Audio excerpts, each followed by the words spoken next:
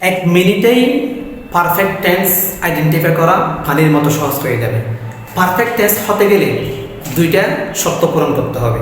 প্রথম শর্ত to have থাকতে হবে, দ্বিতীয় শর্ত টু হ্যাভের পর V3 থাকতে হবে তথা ভার্বের পাস্ট পার্টিসিপল থাকতে হবে।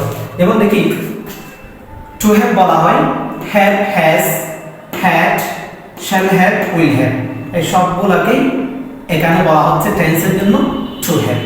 হ্যাভ হ্যাজ হচ্ছে প্রেজেন্ট গ্রুপের জন্য, হ্যাড হচ্ছে পাস্টের জন্য, শ্যাল হ্যাভ, উইল হ্যাভ হচ্ছে ফিউচারের জন্য।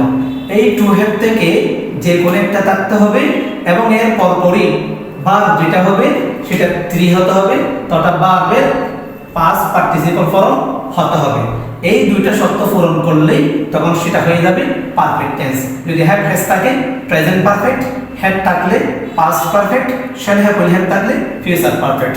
যেমন উই হ্যাভ ইটেন রাইস, এখানে টু হ্যাভ থেকে হ্যাভ আছে, এই উই যাকে পছন্দ করেছে এটা যদি থার্ড পারসন সিঙ্গুলার হতো তাহলে হ্যাজ হতো, আর এখানে ভার্বের জায়গায় V3 আছে।